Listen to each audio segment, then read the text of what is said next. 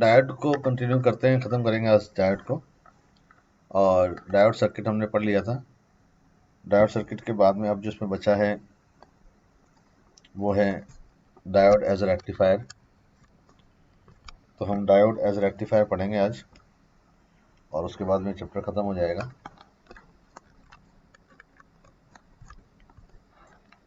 ठीक है, तो स्टार्ट करते हैं हम diode as a rectifier.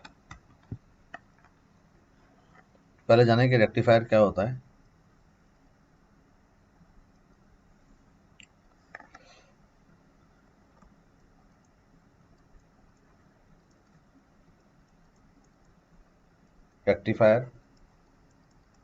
Rectifier is the device which converts.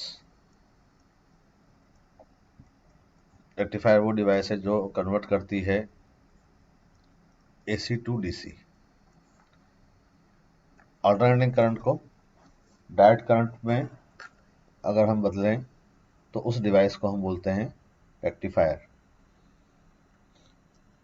ठीक है, अब डायोड रेक्टिफायर की तरह क्यों काम में आता है, डायोड को हम एज अ रेक्टिफायर क्यों यूज़ करते हैं। तो डायोड की खास बात क्या होती है कि diode can pass the current in forward bias only. Diode केवल फॉरवर्ड बायस में करंट पास करता है, और इसमें जो करंट पास होती है या इसमें जो करंट फ्लो होता है वो सिर्फ P से N की तरफ ही होता है। और इसमें करंट फ्लो तभी होगा जब P पॉजिटिव पर, मतलब कि हायर पोटेंशियल पर हो,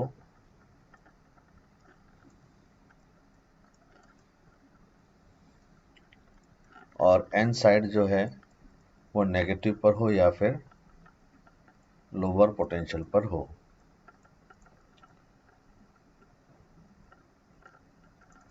तो ये जो प्रॉपर्टीज़ डायोड की होती हैं, ये प्रॉपर्टीज़ डायोड की इस तरह से होती हैं कि ये डायोड को एज अ रेक्टिफायर बनाती हैं।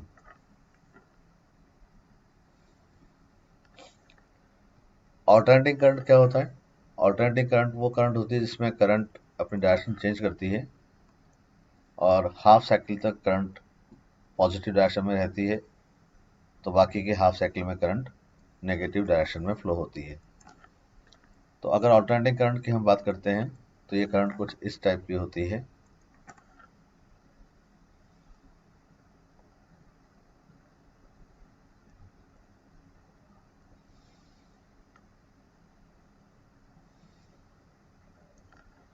इस तरह से ये करंट होती है।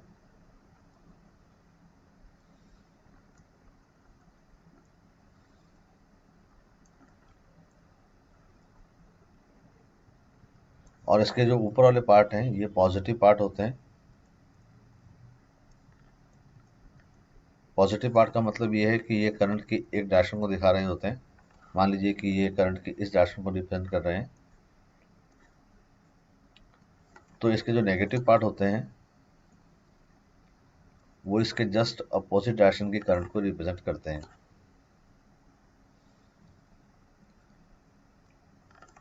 जैसे कि अगर हम यहाँ पे पॉइंट डालते हैं O A B, और मान लीजिए कि ये करंट आपने किसी रेजिस्टेंस में फ्लो की है, तो O से A तक की अगर हम बात करते हैं तो O से A तक की करंट इस रेजिस्टेंस में इस तरह से फ्लो होगी। और A से B की हम बात करते हैं, A से B नेगेटिव करंट है, इसका मतलब इसी रेजिस्टेंस में ये करंट अब अपोजिट डायरेक्शन में फ्लो होगी। तो अगर डायोड की हम बात करें तो एक बार ये करंट P से N होगी, दूसरी बार N से P होनी चाहिए, लेकिन डायोड में करंट सिर्फ P से N ही होती है। N से P तो डायोड करंट फ्लो करवा ही नहीं सकता क्योंकि रिवर्स बायस हो जाता है। तो इसकी इस प्रॉपर्टी को हम यूज़ करते हैं रेक्टिफायर में। रेक्टिफायर बेसिकली दो टाइप के होते हैं, हाफ वेव रेक्टिफायर और full wave rectifier. Half wave rectifier में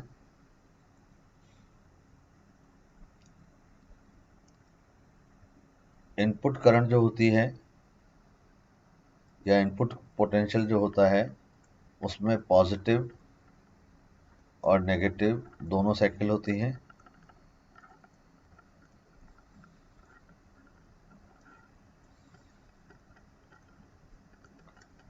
लेकिन आउटपुट डायोड से निकलने के बाद जो आउटपुट मिलेगा आपको, उस आउटपुट करंट में या तो पॉजिटिव पार्ट मिलेगा और या फिर नेगेटिव पार्ट मिलेगा।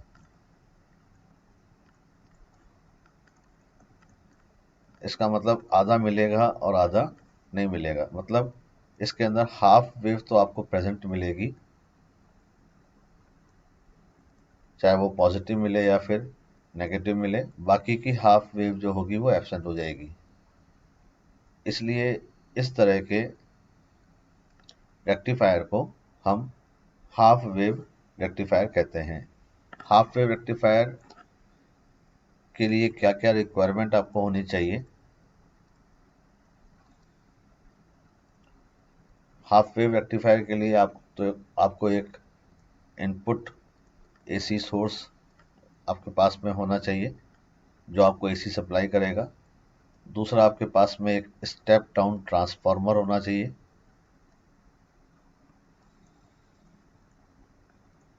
क्योंकि डायोड कम वोल्टेज पे काम करता है और एसी का वोल्टेज ज़्यादा होता है। तो स्टेप डाउन ट्रांसफार्मर आपको चाहिए होता है। और साथ में आपको एक डायोड चाहिए और आपको एक लोड रेजिस्टेंस चाहिए जिससे आप आउटपुट लोगे।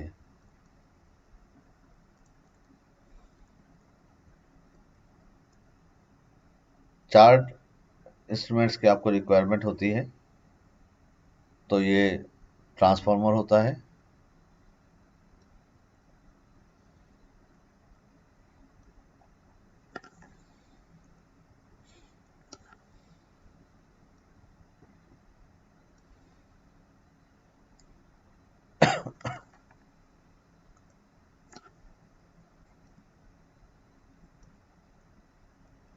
ये ट्रांसफार्मर का काम हो गया।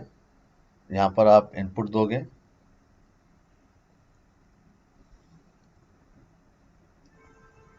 तो ये इनपुट सोर्स हो गया, ये इनपुट सोर्स हो गया, ये ट्रांसफार्मर हो गया। उसके बाद में आपने यहाँ डायोड लगा दिया, ये डायोड हो गया, और यहाँ पर आपने लगा दिया लोड रेजिस्टेंस।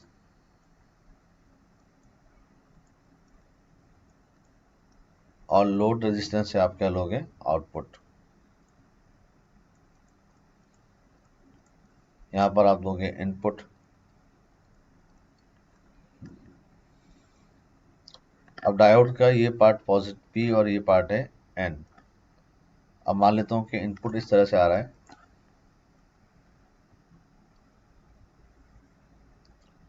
अगर ये इनपुट है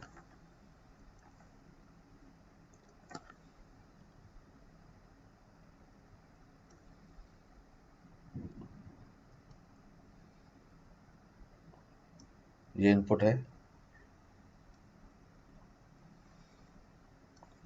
और ये इनपुट के पॉजिटिव पार्ट है। पॉजिटिव पार्ट का मतलब ये पॉइंट ए को पॉजिटिव और पॉइंट बी को नेगेटिव बनाएंगे। इन पार्ट्स में ए पॉजिटिव रहेगा और बी नेगेटिव रहेगा, तो करंट ए से बी की तरफ फ्लो होगी।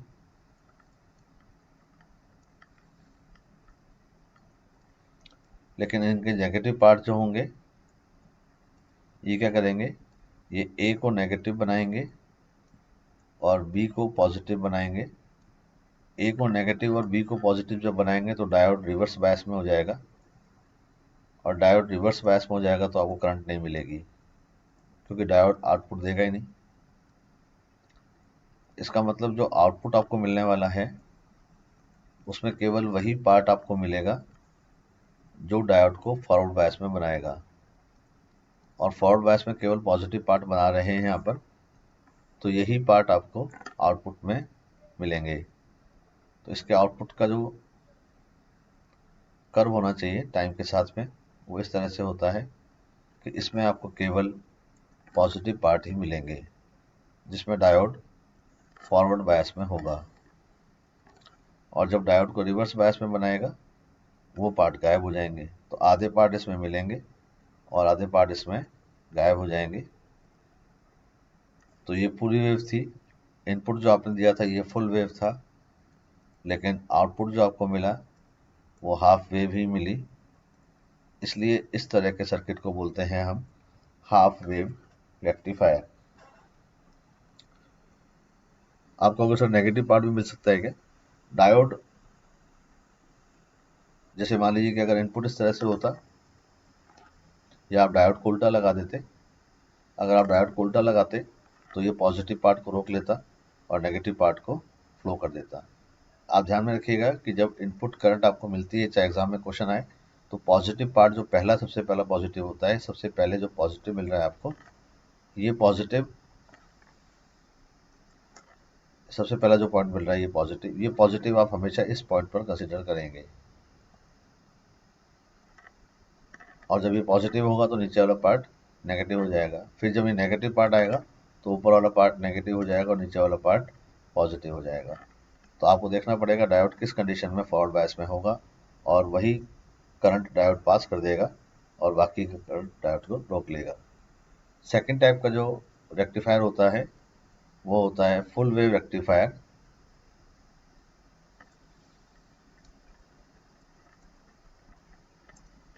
अब फुल वेव रेक्टिफायर में आपको दो या दो से ज़्यादा डायोड की जरूरत पड़ेगी।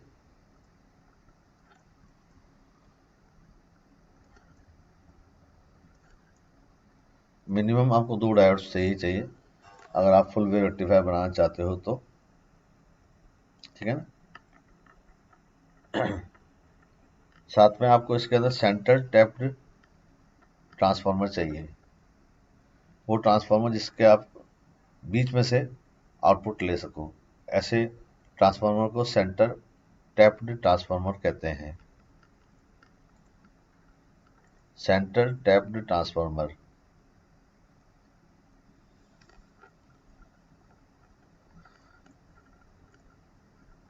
इस ट्रांसफार्मर की आपको रिक्वायरमेंट होती है। अब सर्किट की हम बात करें तो ये ट्रांसफार्मर हो गया,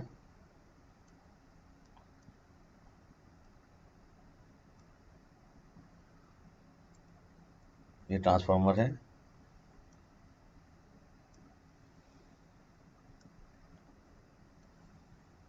और यहाँ पर आपने 2 डायोड लगा दिए हैं।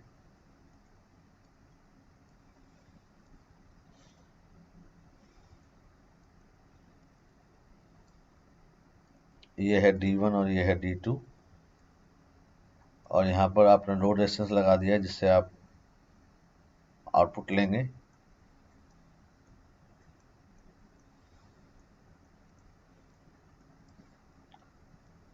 और सेंटर टैप ट्रांसफार्मर जो होता है वो रेजिस्टेंस के इस पार्ट से जोड़ना चाहिए आपको, क्योंकि अब जब आप इसको जोड़ देंगे यहाँ पर, आपने कहा सर मैं यहाँ से आउटपुट ले लूँगा, तो आपको क्या आउटपुट मिलने वाला है और क्यों हमें सेंटर टैप ट्रांसफार्मर की ज़रूरत होगी। अभी तक तो जो ट्रांसफार्मर हमने यूज़ किया है यहाँ पर वो सेंटर टैप नहीं है, जनरल ट्रांसफार्मर यूज़ किया हमने। अब देखिए क्या होता है, जब आप यहाँ इनपुट लगाते हैं और पहला पार्ट जब इसको पॉजिटिव बना रहा है और इसको क्या बना रहा है, नेगेटिव, तो ऊपर वाला डायोड फॉरवर्ड में और नीचे वाला डायोड रिवर्स में हो गया। रिवर्स में हो गया तो इसका मतलब सर्किट तो एक ही है, ये सर्किट एक ही है, तो कोई करंट आपको नहीं मिलेगी। इसी तरह से जब ऊपर वाला नेगेटिव होगा और नीचे वाला पॉजिटिव होगा तो एक डायोड फॉरवर्ड बायस में हो गया, लेकिन और एक डायोड रिवर्स बायस में हो गया। नीचे वाला डायोड फॉरवर्ड बायस में हो जाएगा, ऊपर वाला डायोड रिवर्स बायस में हो जाएगा, तो फिर आपको करंट नहीं मिलेगी। आप कहेंगे सर इस डायोड को उल्टा कर दो, उल्टा करोगे तो ये हाफ वेव रेक्टिफायर की तरह ही वर्क करेगा। इसका मतलब अगर दोनों डायोड एक जैसे लगे हैं तो कोई करंट नहीं मिलेगी, और 2 डायोड अगर अपोजिट लगे हैं तो ये हाफ वेव रेक्टिफायर बनेगा। तो फुल वेव रेक्टिफायर बनाने के लिए आपको क्या करना पड़ेगा, फुल वेव रेक्टिफायर बनाने के लिए आपको सेंट्रल टैप्ड ट्रांसफार्मर की रिक्वायरमेंट होगी। और इसीलिए हमें यहाँ से पता लगा कि वो ट्रांसफार्मर काम का नहीं है, तो हमने दूसरा ट्रांसफार्मर लिया। ये ट्रांसफार्मर हो गया यहाँ पर,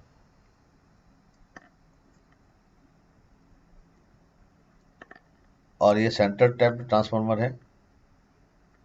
यहाँ पर ये लोड रेजिस्टेंस है। ऊपर वाला डायोड है D1 और नीचे वाला डायोड है D2।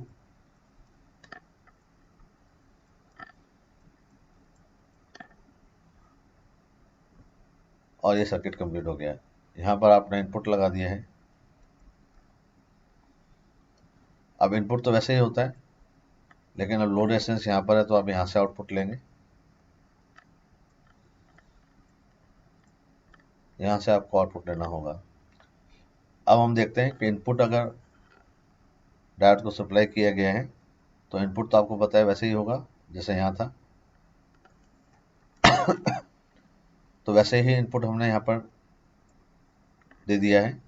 तो जब ये इनपुट ट्रांसफार्मर के थ्रू डायोड के पास में जाएगा तो ये इनपुट है, और इस इनपुट में ये पॉजिटिव पार्ट है, ये इसका नेगेटिव पार्ट है।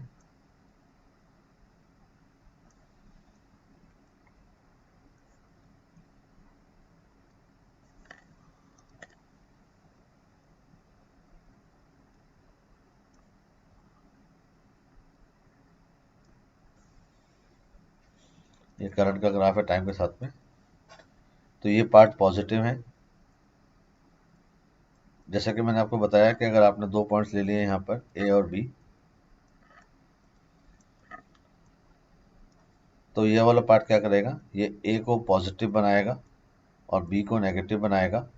तो पॉजिटिव हाफ साइकिल में ऊपर वाला डायोड जो दिख रहा है आपको फॉरवर्ड बायस में हो जाएगा। पॉजिटिव हाफ साइकिल में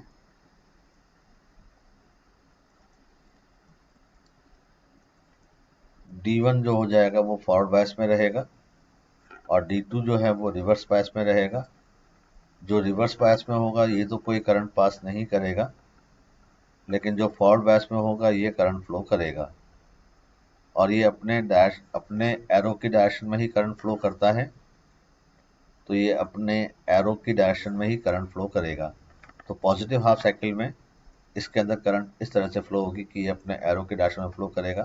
ये वाला डायोड कोई करंट फ्लो नहीं करेगा, तो ये करंट फिर यहाँ आकर के इधर मुड़ जाएगी, क्योंकि नीचे वाला डायोड तो कनेक्टिंग है नहीं। और इस तरह से इस रेजिस्टेंस में करंट आपको इस डायरेक्शन में मिलेगी। किस डायरेक्शन में, लेफ्ट साइड में।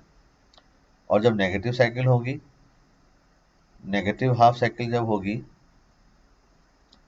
तो नेगेटिव हाफ साइकिल में अब ऊपर वाला डायोड रिवर्स बायस में आ जाएगा और नीचे वाला डायोड फॉरवर्ड बायस में आ जाएगा। तो ये वाला डायोड जो फॉरवर्ड बायस में आया है ये करंट को फ्लो कराएगा, और ये करंट फ्लो करवाएगा तो करंट अब इसके एरो की डायरेक्शन में फ्लो होगी। तो करंट इसके एरो की डायरेक्शन में फ्लो होगी, मतलब इस तरह से फ्लो होगी। और ऊपर वाला डायोड तो आपको पता है कि कनेक्टिंग है नहीं, तो ये इस रेजिस्टेंस में करंट मुड़ जाएगी। यानी कि इस रेजिस्टेंस में करंट हमेशा आप देख रहे हो लेफ्ट साइड में ही फ्लो हो रही है। आर में करंट कहाँ जा रही है, लेफ्ट में।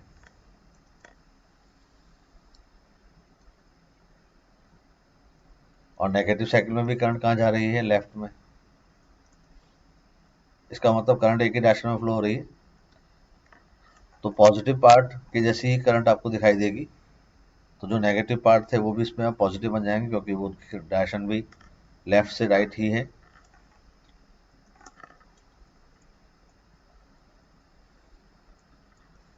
तो इस डायोड के आउटपुट से जो आपको मिलेगा उसमें केवल पॉजिटिव पार्ट मिलेंगे, और ये पॉजिटिव पार्ट ऐसे होंगे कि नेगेटिव वाले पार्ट भी पॉजिटिव में कन्वर्ट हो चुके होंगे। ये पॉजिटिव पार्ट की वजह से करंट मिली है, जो करंट कहाँ से कहाँ जा रही थी, रेजिस्टेंस के अंदर लेफ्ट से राइट। और इसी तरह से हर करंट आपको लेफ्ट से राइट ही दिखाई देगी। हाँ, लेकिन पहचान में आपको आ जाएगा कि इसमें ये पॉजिटिव वाला पार्ट जो है ये डायोड D1 ने दिया था। आप देख लो ऊपर मैंने लिखा है। और नीचे वाला जो नेगेटिव पार्ट है ये नेगेटिव पार्ट है, ये कौन देगा आपको, D2। ये नेगेटिव था लेकिन पॉजिटिव बन चुका है अब, इसलिए भी पॉजिटिव बना, लेकिन ये कौन दे रहा है आपको, D2। तो आधी करंट को D1 रेक्टिफाई कर देगा और आधी करंट को D2 रेक्टिफाई कर देगा, और आपको केवल पॉजिटिव पार्ट मिलेंगे और इस टाइप की करंट को हम क्या बोलते हैं, या इस टाइप के रेक्टिफायर को हम क्या बोलते हैं, फुल वेव रेक्टिफायर। लेकिन इसमें सबसे बड़ा जो ड्रॉबैक है वो यही है कि सेंटर टैप्ड ट्रांसफार्मर की हमें रिक्वायरमेंट होती है, जो बड़ा मुश्किल होता है। सेंटर टैप्ड ट्रांसफार्मर ही इसकी सबसे बड़ी ड्रॉबैक है।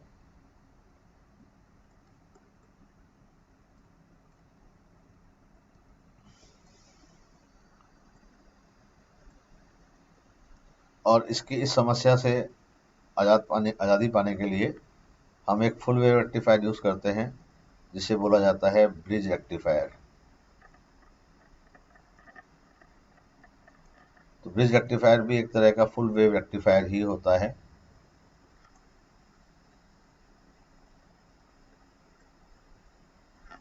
इसके अंदर आप 4 डायोड्स यूज करते हैं और एक स्पेशल टाइप का सर्किट बनाया जाता है।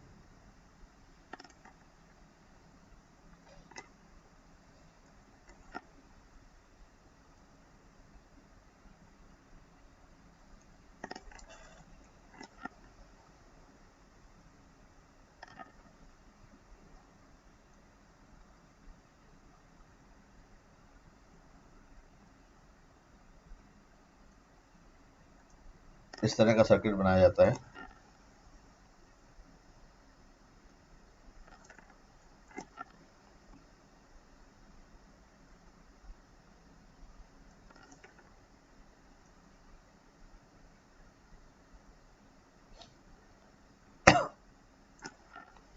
तो एक डायोड यहाँ लगा दिया जाता है,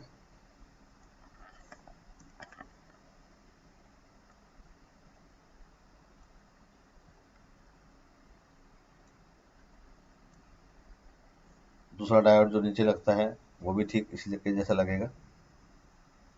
दोनों का पी एक ही तरफ है और एन एक तरफ है। यहाँ जो डायोड है, अब वो डायोड इस तरह से लगेंगे।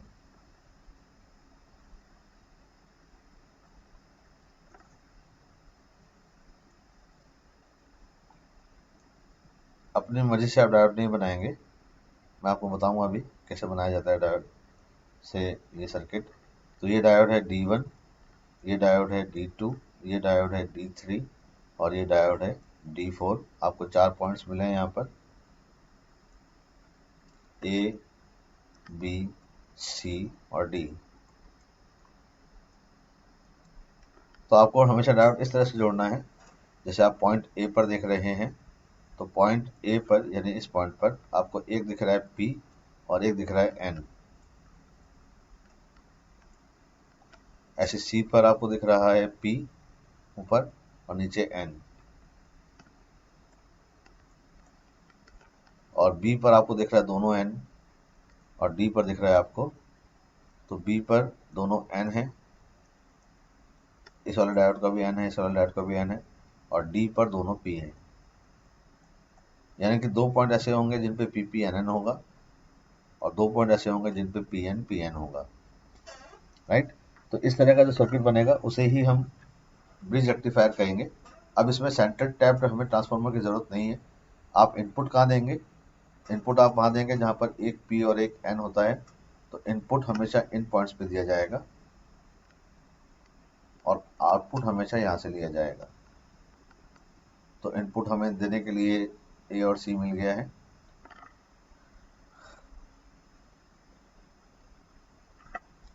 तो ये ट्रांसफार्मर है, वो ट्रांसफार्मर जो जनरल ट्रांसफार्मर है।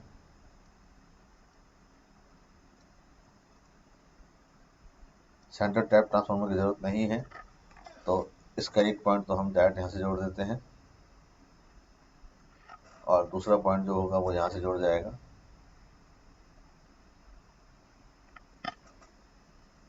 यहाँ से आपने इनपुट दे दिया है,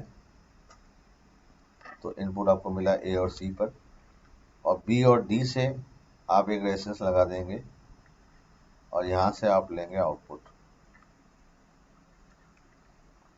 तो ये हो जाएगा लोड रेजिस्टेंस। अब जब पॉजिटिव साइकिल होता है तो ये पॉजिटिव और नेगेटिव। तो पॉजिटिव हाफ साइकिल में क्या होगा, पॉजिटिव हाफ साइकिल जब आएगी तो ये वाला A पॉजिटिव हो जाएगा और C नेगेटिव हो जाएगा, और सी नेगेटिव हो जाएगा। तो ए पॉजिटिव होने की वजह से D1 जो है वो फॉरवर्ड बायस में हो जाएगा, इधर D1 फॉरवर्ड बायस में हो जाएगा। और सी नेगेटिव होने से D3 भी फॉरवर्ड बायस में हो जाएगा। यानी कि पॉजिटिव हाफ साइकिल में D1 और D3 दोनों फॉरवर्ड बायस में होते हैं। और जब ये फॉरवर्ड बायस में होंगे तो अपने एरो की डायरेक्शन में करंट को फ्लो करवाएंगे। तो करंट इस तरह से फ्लो होगी। ये डायोड रिवर्स बायस में है, केवल आप D1 और D3 को ही देखें तो करंट ऊपर से नीचे आएगी और D3 इसको करंट को यहाँ ले जाएगा और ये करंट फ्लो हो गई। यानी कि रेजिस्टेंस की अगर आप बात कर रहे हैं, लोड रेजिस्टेंस की, तो इसमें जो करंट फ्लो हो रही है वो कहाँ से कहाँ हो रही है, वो करंट फ्लो हो रही है B से D। अब जब नेगेटिव हाफ साइकिल आती है तो नेगेटिव हाफ साइकिल अब आप समझ रहे हो उल्टा काम करेगी। अब ये A को नेगेटिव बनाएगी और C को पॉजिटिव बनाएगी। A को नेगेटिव बनाएगी तो A नेगेटिव होते ही अब D4 फॉरवर्ड बायस में हो जाएगा, तो उसके सामने वाला D2 भी फॉरवर्ड बायस में हो जाएगा।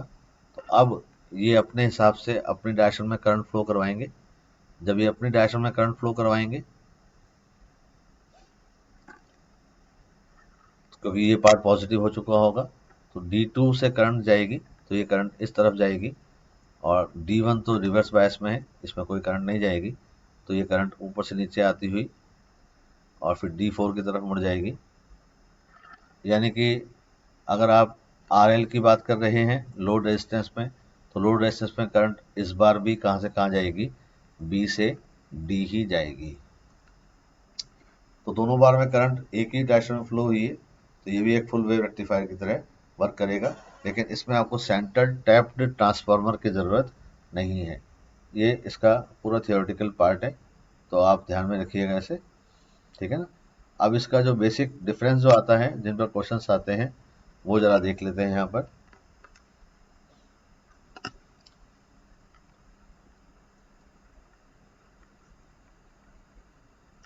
हाफ वेव रेक्टिफायर और full wave rectifier.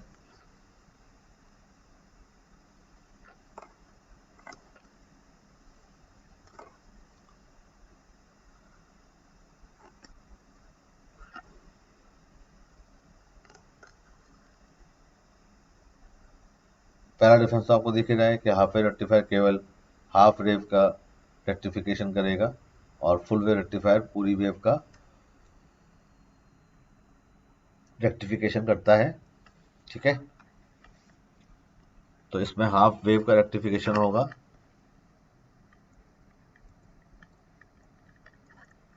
Half wave ही इसमें रेक्टिफाइड हो पाएगी और इसमें पूरी की पूरी वेव ही रेक्टिफाइड हो पाएगी।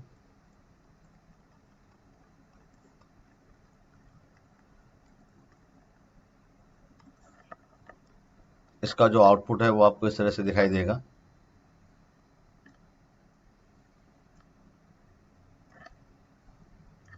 और इसका जो आउटपुट है वो डबल फ्रीक्वेंसी का आउटपुट इस तरह से दिखाई देगा।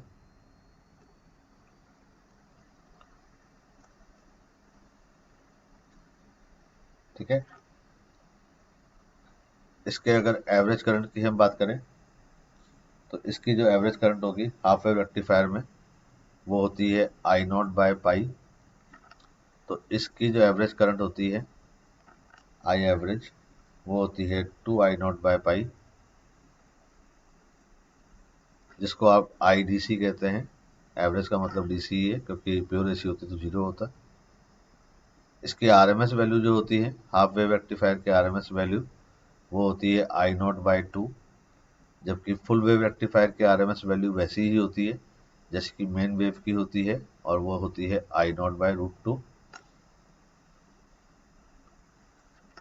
फॉर्म फैक्टर, ये सारा डेटा आपको याद करना है। फॉर्म फैक्टर जो होता है वो डिफाइन होता है एक ऐसे कांस्टेंट से जो आपको IRMS और IDC का रेशियो बताता है। इसको F से दिखाते हैं। IRMS में IDC का आप डिवाइड कर दें तो IRMS की वैल्यू यहाँ पर I0 बाय 2 है और ये I0 बाय पाई है, तो ये यहाँ पर ये वैल्यू मिल जाएगी आपको पाई बाय 2। ठीक है ना। और फुल वेव रेक्टिफायर की अगर हम बात करेंगे तो इसमें RMS की वैल्यू तो थी I0/√2 और ये था 2I0/पाई, 2I0/पाई, तो पाई तो ऊपर चला जाएगा ना, तो ये हो जाएगा पाई/2√2। इंपॉर्टेंट डेटा है सारे, आप याद रखिएगा।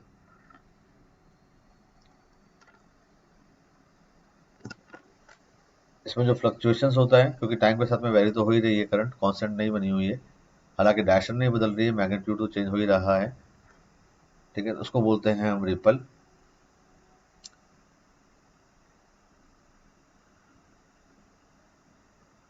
तो रिपल फैक्टर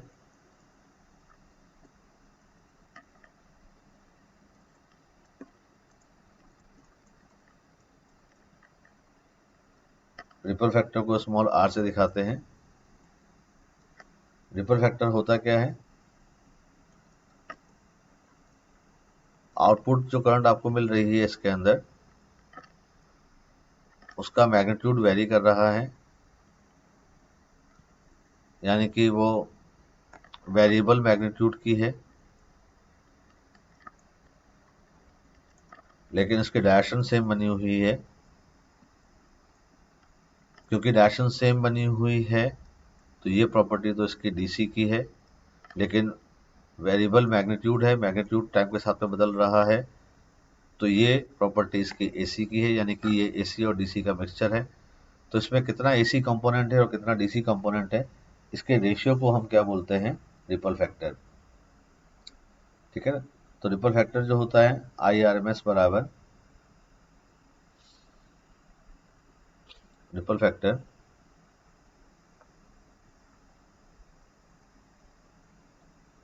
R बराबर वो होता है √f² - 1, यानी कि फॉर्म फैक्टर का स्क्वायर -1। और हाफ वेव रेक्टिफायर और फुल वेव रेक्टिफायर की अगर आप बात करेंगे तो इसमें रिपल फैक्टर की जो वैल्यू होती है हाफ वेव रेक्टिफायर के लिए वो 1.21 होती है, और फुल वेव के अंदर जो रिपल फैक्टर होता है वो अप्रॉक्सीमेटली 0.48 या 0.5 के आसपास होता है। इसका मतलब जितना रिपल फैक्टर कम होगा उतना ही डीसी कंपोनेंट ज़्यादा होगा। बात समझ में आ गई ना। तो as the ripple factor is low, DC component ज़्यादा होगा, उसमें रिपल कम से कम होगा।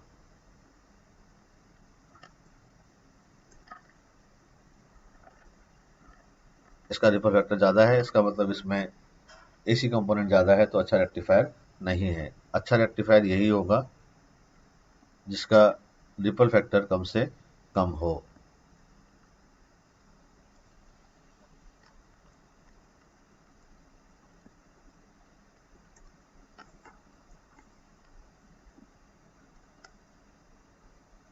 न्यूमेरिकल तो से आते नहीं है, ठीक है ना। और efficiency,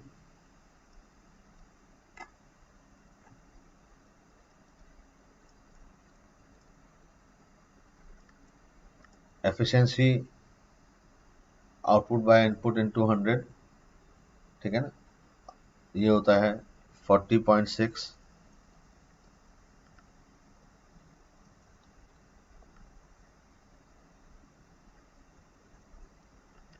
load resistance divided by load resistance plus diode का इनपुट रेजिस्टेंस इनटू 100, और इसकी एफिशिएंसी होती है 81.2।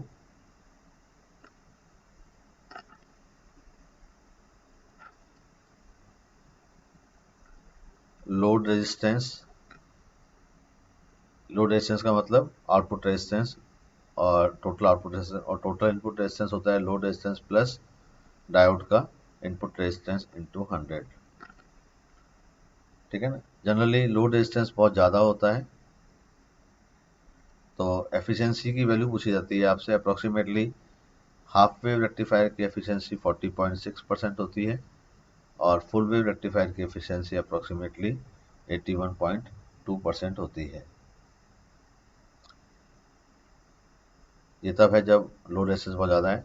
स्पेशल केस में अगर आपसे कभी ये पूछ लिया जाता है कि दोनों बराबर हैं तो क्या होगा, यानी कि लोड रेजिस्टेंस और इनपुट रेजिस्टेंस अगर बराबर है तो क्या होगा, ठीक है ना। तो हाफ वेव रेक्टिफायर की एफिशिएंसी अप्रोक्सीमेटली 20.3% आती है और फुल वेव की एफिशिएंसी 40.6% हो जाती है।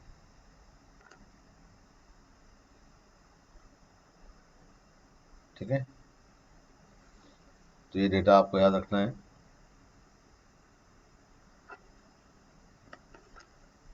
और दो तरह की फ्रीक्वेंसी होती है, एक पल्स फ्रीक्वेंसी और एक रिपल फ्रीक्वेंसी।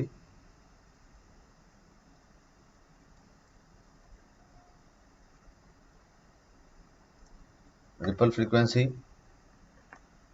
मतलब नंबर ऑफ ऑसिलेशंस पर सेकेंड।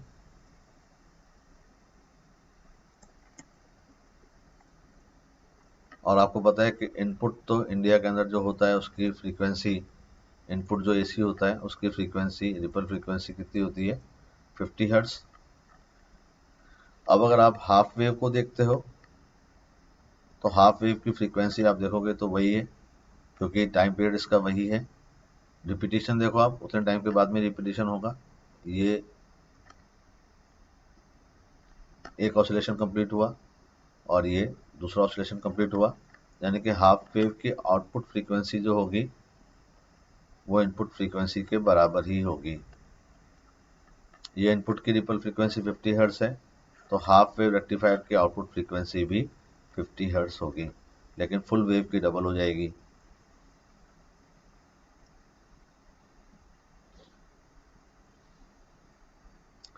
तो फुल वेव की ripple frequency double of input, input जो भी दे रखा होगा उसका डबल कर देना आप, क्योंकि इसका टाइम पीरियड आधा हो गया, आधे टाइम के बाद में ही रिपीटिशन होना शुरू हो जाएगा। रिपीटिशन होना चाहिए था इसके बाद में, लेकिन होना शुरू हो गया इसके बाद में, तो इसकी रिपल फ्रीक्वेंसी डबल हो जाएगी। अगर ये 50 हर्ट्ज है तो ये 100 हर्ट्ज हो जाएगी। दूसरा कई बार पूछा जाता है पल्स फ्रीक्वेंसी।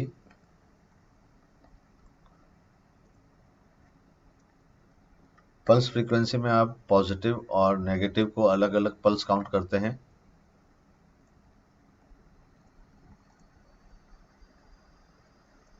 जैसे कि अगर मैं इनपुट की बात करूं तो ये इनपुट है, तो इनपुट के अंदर ये पॉजिटिव पल्स और नेगेटिव पल्स, तो इसकी पल्स फ्रीक्वेंसी 2 है। एक टाइम पीरियड में आपको दो पल्स मिल रही हैं, चाहे वो पॉजिटिव मिले या नेगेटिव मिले, तो इसकी पल्स फ्रीक्वेंसी 2 है, क्योंकि इसमें एक पॉजिटिव पल्स मिली है और एक नेगेटिव पल्स मिली है। जबकि हाफ वेव की मैं बात करता हूँ तो हाफ वेव में आपको पता है कि केवल उसी टाइम पीरियड में आपको केवल, जैसे आप देख रहे हैं यहाँ पर ध्यान से देखिए, तो यहाँ से यहाँ तक का टाइम पीरियड टी है, तो 0 से लेकर के टी तक आपको एक पॉजिटिव पल्स मिली है और एक नेगेटिव पल्स मिली है। इसका मतलब सब मिला के कितनी पल्स हो गई, 2। लेकिन यहाँ पर 0 से लेकर टी तक आपको केवल पॉजिटिव पल्स मिली है, नेगेटिव पल्स आपको नहीं मिली है। इसका मतलब इसकी पल्स फ्रीक्वेंसी हो गई 1।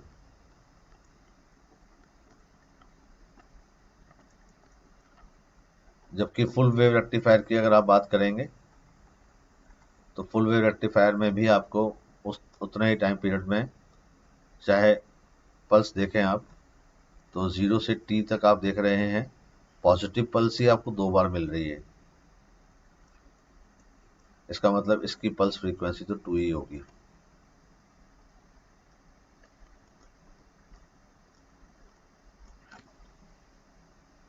तो ये था डायोड एज ए रेक्टिफायर। इसमें पूछा जाएगा आपसे सर्किट और बाकी सारी बातें जो मैंने आपको यहाँ पर बता दी हैं, तो इन सब बातों को आप थोड़ा ध्यान रखिएगा और इसका जो डेटा है उस डेटा को आप जरूर याद कीजिएगा। ठीक है, तो डायोड वाला पार्ट हमारा कंप्लीट हो गया है और कल हम इसके बचे हुए क्वेश्चंस करेंगे और साथ में हम करेंगे लॉजिक गेट्स। तो आप इसको जरूर वीडियो को ध्यान से देखिएगा। चैप्टर अच्छा है, सिंपल है, क्वेश्चन हर हालत पे आपको सॉल्व हो जाएगा। तो मिलते हैं नेक्स्ट वीडियो में। बाय।